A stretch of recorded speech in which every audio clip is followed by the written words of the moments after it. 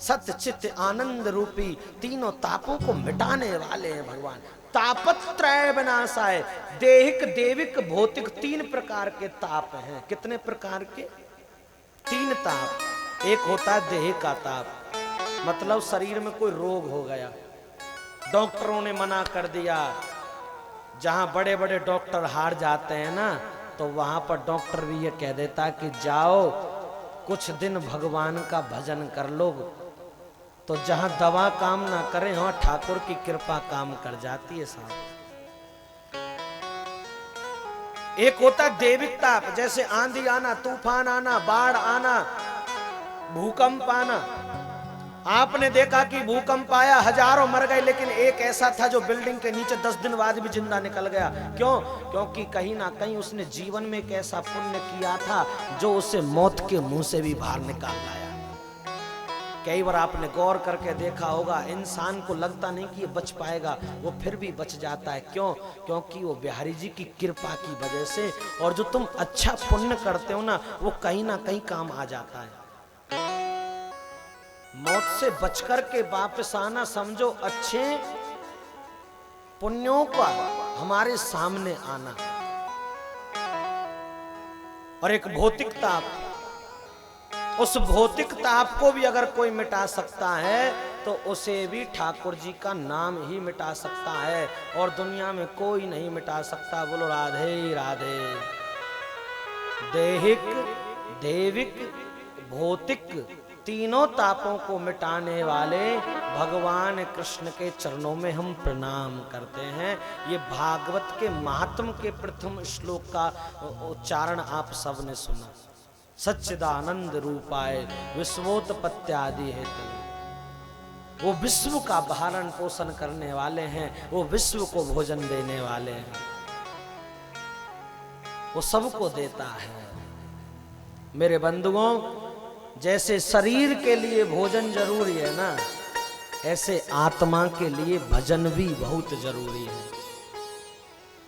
जैसे हम लोग स्नान करके शरीर की शुद्धि करते हैं, ऐसे ही हम भागवत सुन करके अपनी अंतर आत्मा की शुद्धि करते हैं।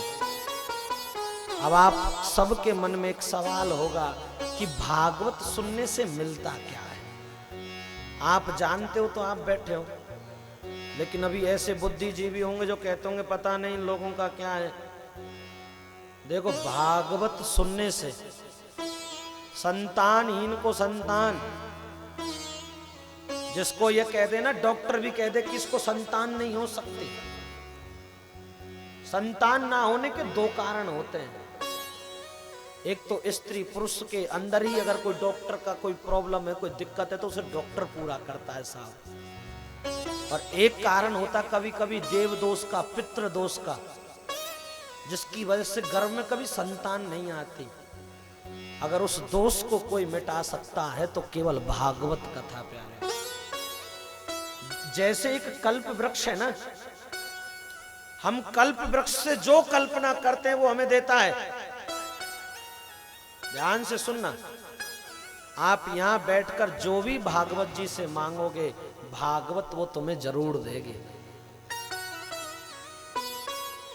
इन 7 दिनों में मन कर्म वचन सबसे शुद्ध होकर के जो भी तुम यहां बैठ करके मांगोगे, वो तुम्हारी झोली में सांवरा जरूर देगा प्यारे। लेकिन परीक्षा के लिए नहीं, भक्ति के मार्ग से जाकर के मांगना। बोले संतानहीन को संतान देती है, निर्धन को धन देती है, रोगी के रोग को दूर कर देती है, भूत प्रेत की योनि में भटक रहे हुए मनुष्य का उद्धार कर देती है। और तो और बड़े से बड़े पापी का भी उद्धार भागवत सुनने मात्र से हो जाता है साहब।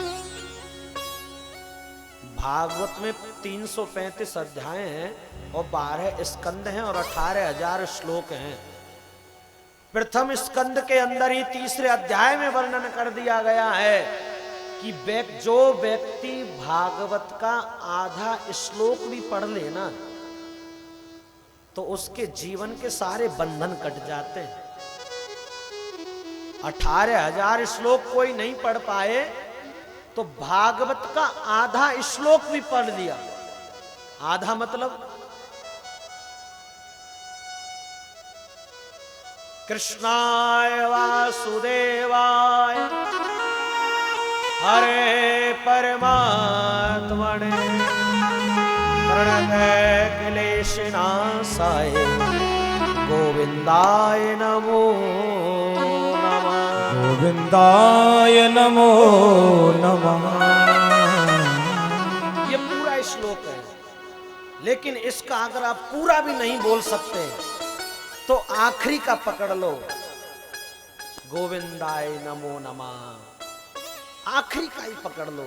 और जो भक्त अगर भागवत का आधा श्लोक भी उच्चारण कर ले तो उसे जीवन के सारे बंधन कट जाते हैं और उसे भगवत धाम की प्राप्ति होती है। बोलो राधे राधे राधे राधे।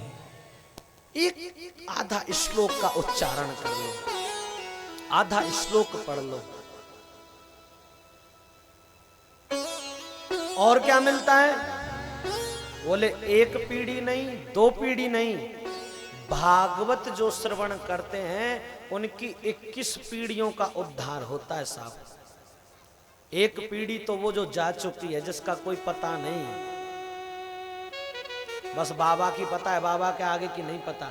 और आजकल के बच्चे तो इतने वीआईपी हैं कि उनको अपने बाबा का नाम भी नहीं पता रहता, जो चला चुका है बाबा। जिंदे की तो खैर पता लग जाती है, और जिंदे बाबा का भी ठिकाना कहाँ रहा है?